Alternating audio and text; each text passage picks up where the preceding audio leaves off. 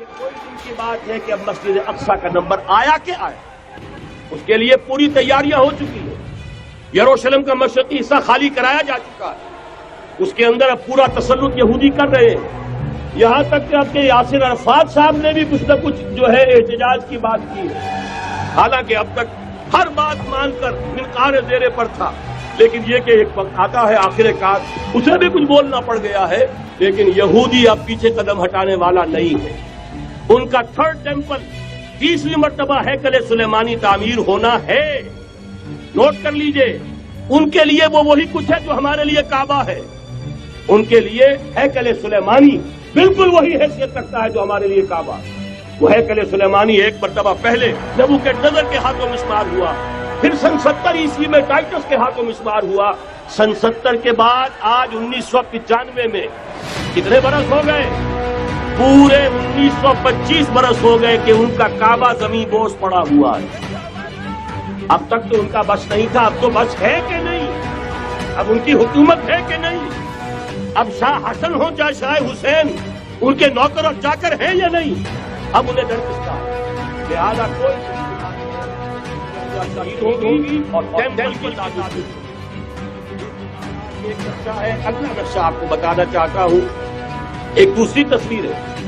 یہ تصویر ہے زمینی، ایک تصویر ہے آسمانی۔ وَمَكَرُوا وَمَكَرَ اللَّهُ وَاللَّهُ خَيْرُ الْمَاكِرِينَ۔ انہوں نے اپنی سی تدبیریں کی، اللہ نے اپنی تدبیر کی، اور ظاہر بات ہے اللہ کی تدبیر سے بہتر تدبیر کس کی ہوگی؟ چنانچہ یہودیوں کی سازشیں اس وقت بھی ناکام ہوئی تھی یا نہیں؟ ظاہر بات ہے جاء الحق وزهق الباطل ان الباطل کان زہوقا۔ لہذا یہ آیتیں دونوں اعلان کر رہی ہیں کہ یہودیوں کی سازشیں بالآخر ناکام ہوں گی اور دین حق کا بول بالا ہو کر رہے گا۔ یہ تو ان آیتوں سے ظاہر ہے۔ واللہ متم نورہ ولو کرہ الکافرون۔ يريدون أن يطفئوا نور الله بأفواههم ويأبى الله إلا من أمره ولو كره الكافرون هو الذي أرسل رسوله بالهدى ودين الحق ليظهره على الدين كله ولو كره المشركون۔ اللہ نے بھیجا ہی ہے، اور یہ ذمہ داری اور مشن دے کر کہ جو دین حق آپ کو دے کر بھیجا جا رہا ہے اسے غالب کیجئے، نافذ کیجئے، قائم کیجئے، اس مشن کے ساتھ بھیجا جا رہا ہے۔ قرآن کہتا ہے ببانگ دول وما ارسلناک الا کافۃ للناس بشیرا ونذیرا۔ اے محمد صلی اللہ علیہ وسلم، ہم نے نہیں بھیجا ہے آپ کو مگر پوری نوع انسانی کے لیے بشیر اور نذیر بنا کر۔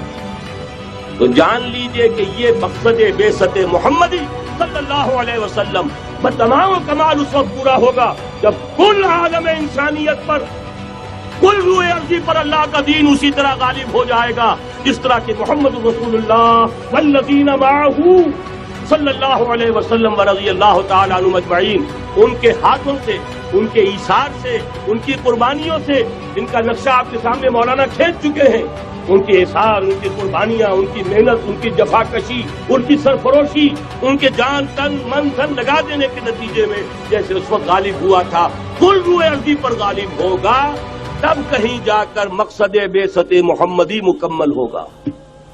یہی وجہ ہے اقبال نے کہا تھا وقت فرصت ہے کہاں، کام ابھی باقی ہے، نور توحید کا اتمام ابھی باقی ہے۔ لیکن ساتھ ہی خوشخبری بھی دی تھی، یہ چمن معمور ہوگا نغمہ توحید سے، آئے گا وہ دور، یہ چمن معمور ہوگا نغمہ توحید سے، لازمن آتا